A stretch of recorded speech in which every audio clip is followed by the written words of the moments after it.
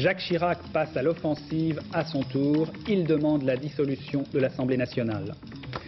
Les Israéliens votent demain, les travaillistes de Shimon Peres favoris. Le vote des jeunes sera décisif. En cyclisme, hurrah pour Laurent Fignon, deuxième victoire consécutive dans le Tour de France. Et puis en automobile, Niki Lauda gagne à Brands Hatch, Prost toujours en tête du championnat du monde malgré son abandon. Bonsoir, un triomphe pour Laurent Fignon. Il n'y a pas eu de fausse note dans la dernière étape du Tour. Les coureurs sont arrivés groupés sur les Champs-Élysées. Fignon est resté aux avant-postes pendant toute l'étape, protégé par ses équipiers. Il a pu conserver son maillot jaune sans problème. Le sprint superbe sur les Champs-Élysées a été remporté par le champion de Belgique Van der Arden, Jean-Paul Olivier. Ainsi, à moins de 24 ans et pour la seconde année consécutive, comme on vous l'a dit, Laurent Fignon remporte le Tour. Sur les Champs-Élysées, Fignon n'a eu aucun mal à conserver ce maillot jaune. Aucune fausse note donc pour lui. Il a remporté 5 étapes individuelles, sans compter celle acquise par équipe avec Renault. Il prouve ainsi qu'il est bien à l'heure actuelle le meilleur coureur par étape du monde. Vainqueur des 3 contre-la-montre de l'épreuve, de 2 étapes de montagne avec arrivée au sommet, Fignon a démontré qu'il s'était énormément amélioré depuis l'an dernier, puisqu'il n'y avait remporté qu'une seule victoire d'étape. Regardez ici, dans la dernière ligne droite, alors que l'on sort de la place de la Concorde, comment Laurent Fignon ne pense pas qu'à lui. Il emmène en effet son coéquipier Pascal Jules, son grand copain, pour une victoire d'étape. Mais hélas, Pascal Jules va tomber sur plus fort que lui, le sprinter champion de Belgique, Eric Van der Arden, qui démarre là-bas sur la gauche, regardez bien, et qui bat donc Pascal Jules. Vous avez vu le signe de Laurent Fignon, il a dit à toi Pascal Jules, mais Pascal Jules, hélas, ne terminera qu'en deuxième position. Quant à Bernard Hinault, il faut en dire un mot, il est revenu à la compétition après 7 mois d'inactivité. Il a pris une excellente deuxième place devant le champion du monde en titre, l'américain Greg LeMond. Et il reçoit ici le maillot de leader, le dernier maillot, sous l'œil intéressé de Laurent Fabius, Premier ministre, et Jacques Chirac, maire de Paris.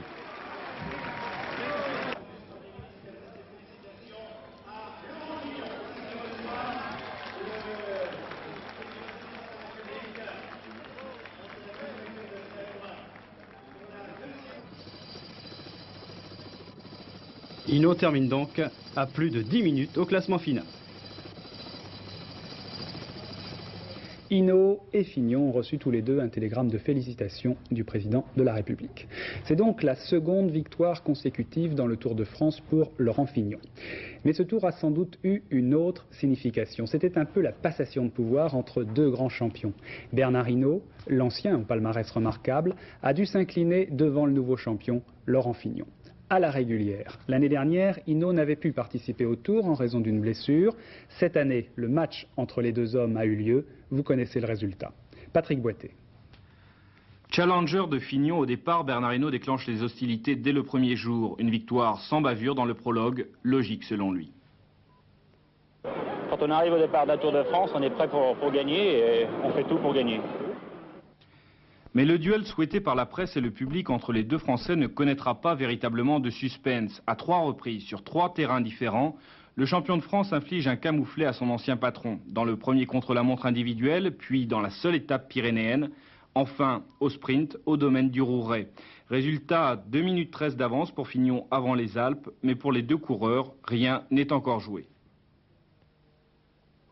Et pour l'instant, c'est plutôt une guerre psychologique, je pense, puisque un coup c'est Bernard qui roule très fort, un coup c'est moi. Et pour l'instant, on n'a pas engagé vraiment la grande bataille, sauf une fois dans les Pyrénées, et puis contre la montre. Mais enfin, rien de très important. Et je pense que dès maintenant, ça va être sérieux. Vous preniez le départ de ce Tour de France pour le gagner. Vous pensez pouvoir encore le gagner? Heureusement que je pense encore pouvoir le gagner. Autrement, j'aurais plus cette âme de combattant et je ne me battrais pas dans les moments précis. Oui, mais le temps presse, Bernard Hinault. Il ne reste plus que 4 étapes de haute montagne dans les Alpes pour faire la différence. Et ce sont les 4 plus difficiles. Donc peut-être que ce sera pour moi l'occasion de refaire ce retard. Seulement voilà, les 2 premières étapes alpestres ruinent les espoirs du blaireau. Fignon gagne le contre-la-montre de la Ruchère et le lendemain, dans l'étape Grenoble-l'Alpe d'Huez, il impose sa puissance à un Bernard Hinault dépassé, image symbole d'une passation de pouvoir. Sur la ligne, près de 3 minutes séparent les deux coureurs. Fignon prend ce jour-là le maillot jaune à Vincent Barthaud, il ne le rendra plus. Mais Bernard Hinault n'a aucun regret sur sa course. Je ne suis pas déçu, dans la mesure où je me suis battu, j'ai donné tout ce que j'avais en moi-même et dans la mesure où Laurent Fignon est plus fort que moi cette année. Il a raison, Bernard Hinault, comme l'écrivait joliment notre confrère Jacques Augendre, être le deuxième de Fignon cette année, c'est déjà presque une victoire. Et enfin, cette année, il y avait une grande première, le Tour de France féminin. Il s'est terminé lui aussi aujourd'hui, à Paris. Première lauréate, l'américaine Marianne Martin, un nom bien français, mais elle est pourtant américaine. Elle s'était distinguée en montagne, elle a réussi à vaincre les Hollandaises, plus fortes collectivement. Alain Vernon. Effacer la fatigue d'un Tour de France, le premier. Voilà, bien nous vous parlions il y a quelques secondes de ce Tour de France. Mais la consécration, c'est aussi sur les Champs-Élysées, là même où quelques heures plus tard, Laurent Fignon lancera le sprint de la dernière étape. Elles ont sillonné la France, avalé les kilomètres, sur le plat, en montagne, et à ce rythme, les Hollandaises ont imposé la loi. À l'image par exemple de l'arrivée à Paris, ici c'est Connie Meyer qui remporte aisément sa deuxième victoire d'étape devant les Françaises Potro et Diaz. Pourtant c'est une Américaine qui porte le maillot jaune dans le peloton et qui remporte aujourd'hui le premier Tour de France féminin.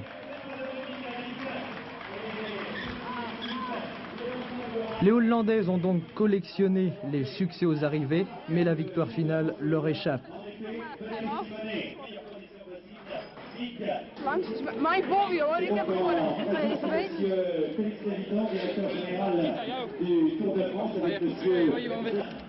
Marianne Martin retenait son nom, cette américaine du Michigan, heureuse dans les bras de son père, célèbre aussi sous la haie des photographes, mais elle devra apprendre le français.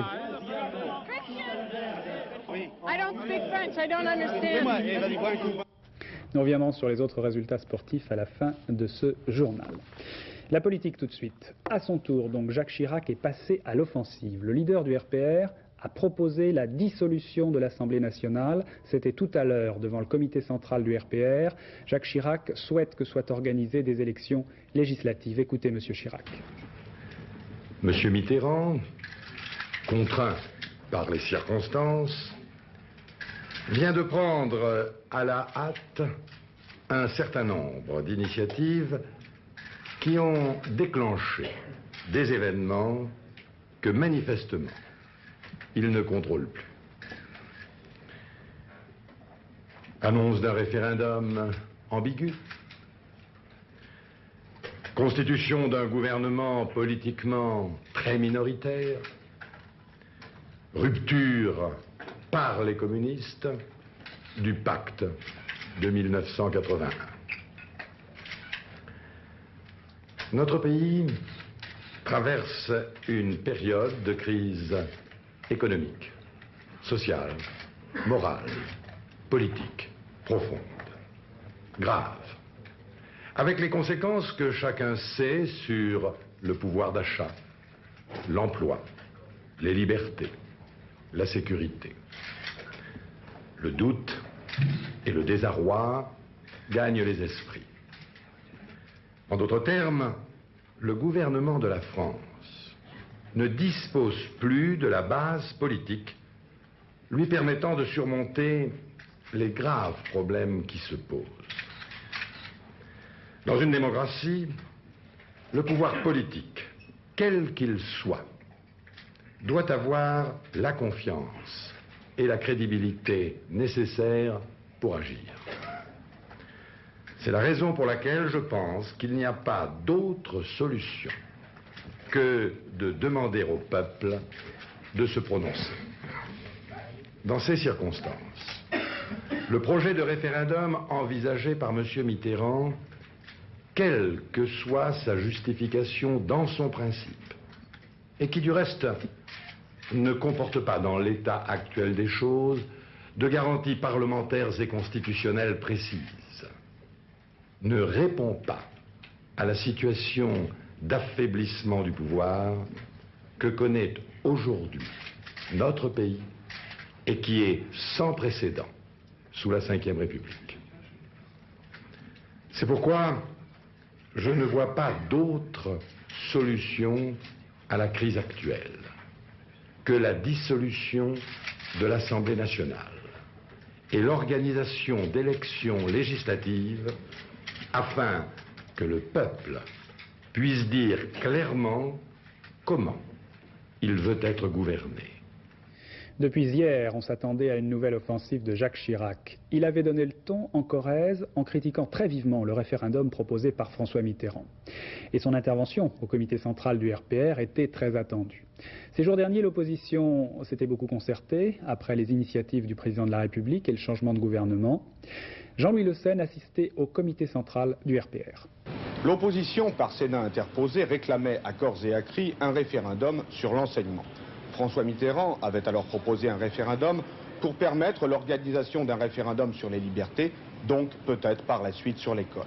Aujourd'hui, Chirac dit non, prenant de court les autres formations d'opposition. Il est vrai qu'après la rencontre surprise de l'autre matin entre Valéry Giscard d'Estaing et Jacques Chirac, M. Chirac était le seul à pouvoir réunir ses troupes en moins de 48 heures. Mais le président du RPR ne se contente pas aujourd'hui de dire que l'opposition s'appuiera sur la majorité sénatoriale de droite pour imposer des amendements inacceptables sur le texte du référendum à la majorité socialiste de l'Assemblée nationale. Prenons le relais de Claude Labbé et de Jean Le Canuet. Il demande à son tour la dissolution de l'Assemblée nationale et le retour des électeurs devant les urnes. Le nouveau gouvernement, exclusivement socialiste, ne représente que 20% de l'électorat, dit-il, et il faut dans ces conditions consulter immédiatement les Français. L'argument n'est pas nouveau, mais il permet à Jacques Chirac, qui a voulu donner un ton volontairement solennel à sa déclaration devant le comité central de son mouvement, de montrer à la majorité qu'il est le vrai patron de l'opposition et à l'opposition que c'est lui qui a par tous les temps l'initiative.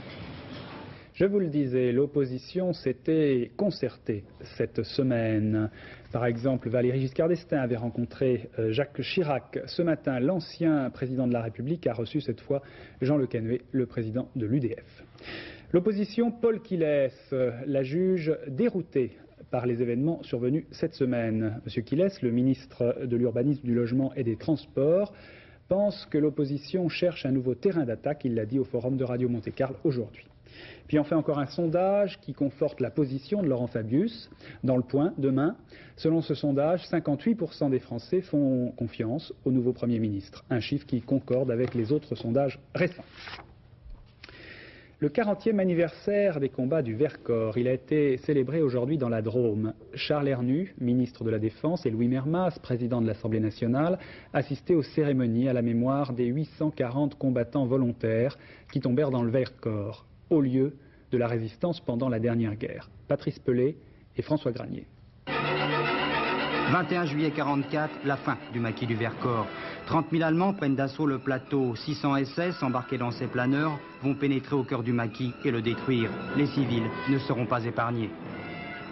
Ils nous ont la grand-mère qui était avec nous aussi, ils l'ont tuée à bout portant. Elle a voulu leur parler. Alors elle dit, ne nous faites pas de mal, il n'y a que des enfants. Elle avait 80 ans. Et ils l'ont descendu. À 5 heures du soir, de nouveau, une patrouille est arrivée, nous a fait sortir, les enfants d'un côté, les hommes de l'autre. Et ils ont tué mon père devant moi, à 2 pas de moi.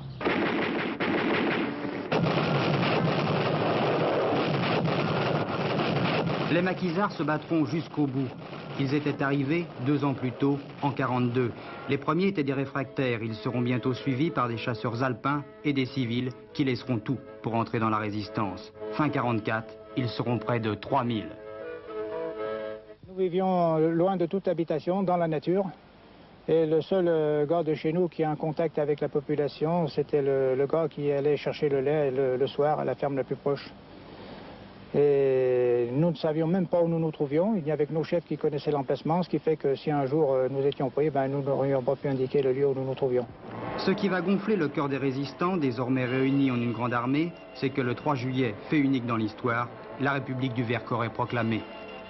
Pour nous, c'était, disons, d'abord une grande joie, c'était le retour à la liberté, parce que il y a des organismes qui ont été mis en place, et le chef civil est devenu le préfet, disons que c'était une autre vie, une autre organisation, et disons que sur le plan moral, ça a été bénéfique pour tous. Raymond Revol. Mort pour la France. 750 morts parmi les résistants et la population. Aux maquisards, encerclés qui demandaient de l'aide, le commandement avait répondu de tenir encore quelques jours. Les résistants tiendront encore 6 semaines avant de cesser le combat. À l'étranger, les élections en Israël, c'est demain le grand jour. 3 millions d'Israéliens vont élire leurs députés sur fond de crise économique. Toujours favoris, les travaillistes de Shimon Peres, même si aujourd'hui, l'ancien Premier ministre Menahem Begin a apporté son soutien à son successeur, le leader du Likoud, Isaac Shamir. Ce qui sera déterminant sans doute, c'est le vote des jeunes. 200 000 nouveaux jeunes électeurs sont appelés aux urnes. Le reportage de Jean-Marc Ilouz et Gilbert Usan. Pas question de laisser les bannières travaillistes refleurir sur cet immeuble de partisans du Likoud, la coalition de droite au pouvoir à Jérusalem.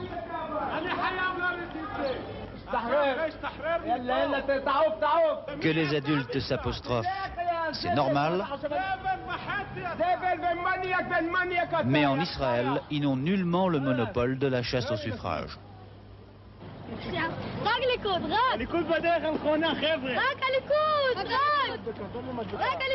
Votez Likoud, dans ce quartier populaire de Jérusalem, les jeunes sont massivement à droite.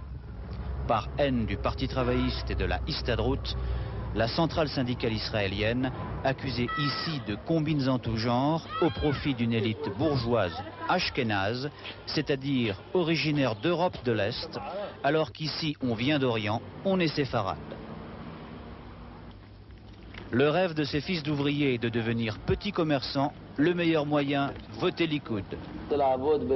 Avec le Likoud, nos parents ont pu acheter voitures, télé en couleur et vidéo. Leurs salaires sont indexés, 400% d'inflation, c'est pas un problème.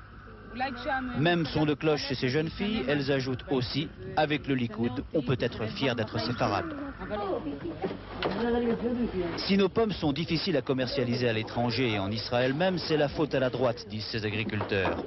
En supprimant la réglementation traditionnelle, elle a favorisé les importateurs plus que les producteurs. Pour nourrir nos dindes, il nous faut du soja payable en dollars. Or, 400% d'inflation par an mettent le crédit à 20% par mois, c'est intenable. Mais le changement souhaité par ce jeune fermier ne se limite pas à l'agriculture. Une verse d'argent au Liban et en Cisjordanie au lieu de reconstruire l'agriculture et l'industrie. J'espère que le Parti travailliste reprendra et nous remontrera comme il a fait pendant 30 ans, comment on fait de l'agriculture, comment on fait l'industrie et comment on cherche la paix. La paix, on l'appelle ici sécurité. Ces collines arides sont en Cisjordanie, territoire occupé par Israël depuis la guerre de 67. Ici, 200 religieux ont choisi de s'installer en plein désert avec leurs familles pour rendre irréversible l'occupation d'une terre qui, disent-ils, leur appartient de droit divin. Siona, épouse d'un ingénieur commercial, votera pour un parti religieux. Objectif, barrer la route aux travaillistes. Si les travaillistes passent au pouvoir, je crains très fort qu'ils veuillent absolument faire la paix avec la Jordanie et que pour ça ils rendent une grande partie des territoires, avec ou sans ses occupants. Et c'est une paix à laquelle je ne crois pas du tout. Mais pour une majorité de jeunes banlieusards de Jérusalem, vivre ici en Cisjordanie ne relève que d'une simple question de budget. Grâce aux fabuleuses subventions offertes par un gouvernement qui veut encourager le peuplement juif de la Cisjordanie, on peut acquérir ici un logement à moitié prix. Une bonne affaire pour cet étudiant en droit. Pourtant, il ne fait pas confiance au gouvernement en place pour assurer son avenir. Je crains que notre économie soit au bord de l'effondrement et que ceux qui ont rêvé trop fort tombent de très haut.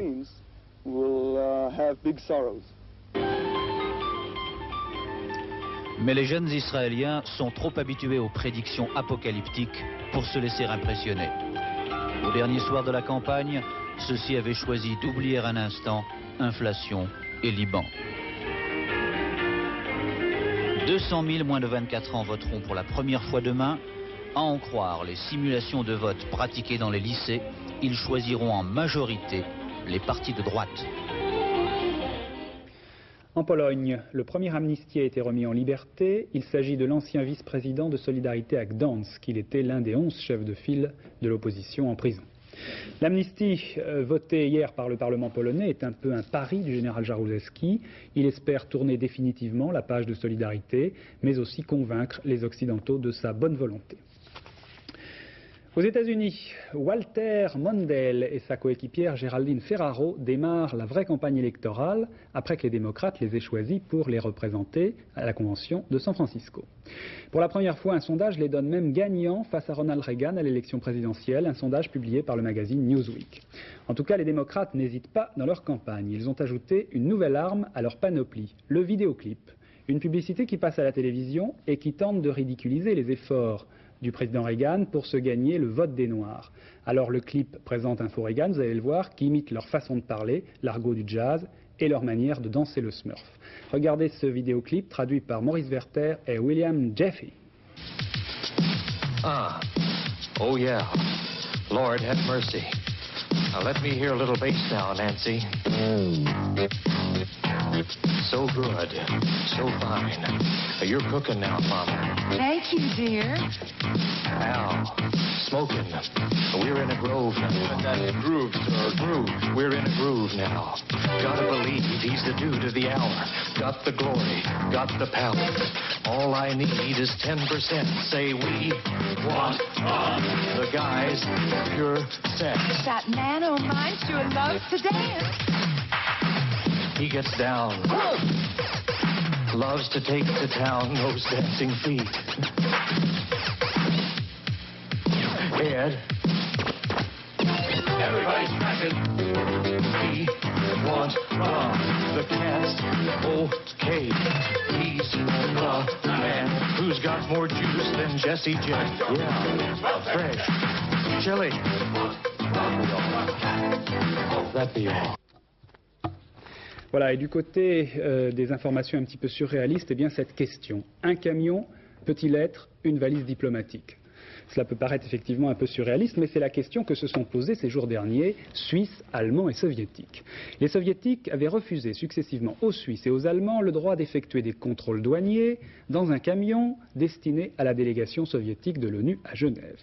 Après un long périple, Bonn et Moscou ont choisi d'éviter l'épreuve de force, de trouver un compromis en ne visitant qu'à moitié le camion qui contenait, paraît-il, du matériel de radio. Jean-Claude Renaud.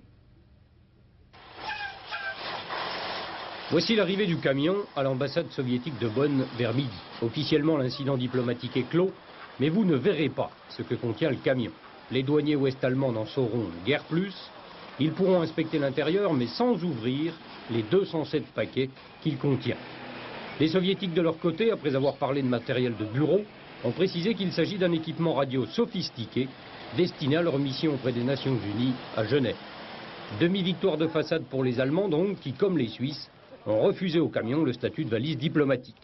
Il y a plus de 10 jours, les douaniers helvétiques n'avaient pas pu examiner le camion, les journalistes non plus. Nous aurions voulu faire quelques images, quelques plans du camion soviétique qui se trouve ici dans la cour de la mission. Ce camion qui est passé à Bâle, je crois hier, si je ne me trompe, qui a été déclaré comme bagage diplomatique. Dans l'enceinte de la mission soviétique de Genève, le camion restera bloqué pendant une semaine. Les Suisses refusent l'autorisation de décharger.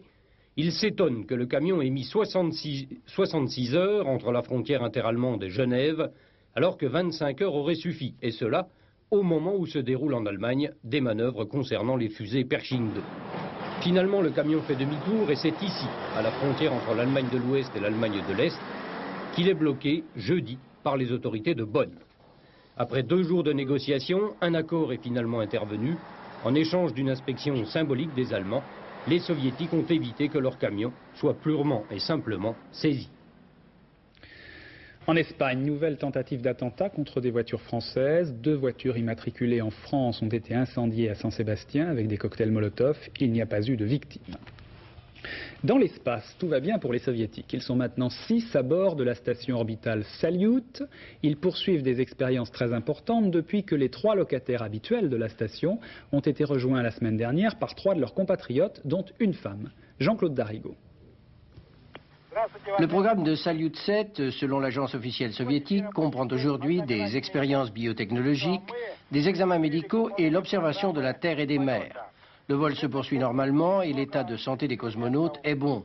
Ils sont 6 dans la station orbitale, parmi lesquels une femme, depuis que les 3 membres d'équipage de Soyouz T-12 sont à bord. Le rendez-vous des deux équipes avait eu lieu dans la nuit de mercredi à jeudi. Le problème de la mouche cosmique découverte à bord de Soyouz s'est résolu de lui-même. L'insecte a disparu, happé par un ventilateur. En annonçant la nouvelle de l'intrusion intempestive du passager clandestin, la mouche, le quotidien Russie soviétique avait indiqué que face à l'insecte cosmonautisé, l'équipage de Soyouz T-12 pouvait choisir entre deux solutions, laisser virevolter l'animal ou l'enfermer dans un bocal et le faire ainsi passer à la postérité. C'est le ventilateur qui a tranché. Enfin, l'affaire de l'abattoir de Nice. Brigitte Bardot et Alain Bougrain-Dubourg, le producteur d'Antenne 2, tentent d'empêcher, vous le savez, l'abattage d'une jument et de son poulain. Ils ont reçu aujourd'hui l'assurance du ministre de l'Agriculture, Michel Rocard, que les deux animaux ne seront pas abattus. Retour au sport maintenant, avec le Grand Prix de Formule 1 de Grande-Bretagne à Brands Hatch. Très belle victoire de Niki Lauda, l'Autrichien, sur McLaren, devant la Renault de l'Anglais Warwick. Alain Prost a dû abandonner à mi-course, mais il conserve la tête du classement du championnat du monde des conducteurs. Jean Mamère.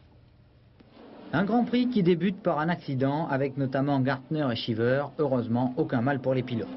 Mais cela n'empêche pas Prost de dépasser Piquet pour prendre la tête de la course. Un nouvel incident va obliger à prendre un nouveau départ. Ce deuxième départ est favorable cette fois à Alain Prost. Il prend le meilleur sur Piquet et Lauda. Prost semble alors s'envoler vers une 4e victoire dans ce championnat du monde, mais un problème le stoppe au 50e tour. Il est dépassé par Niki Lauda tout d'abord, qui prend la tête, puis peu après, par Nelson Piquet, le Brésilien. Ce dernier devient alors deuxième. Alain Prost ne peut plus continuer, il rentre alors au ralenti à son stand.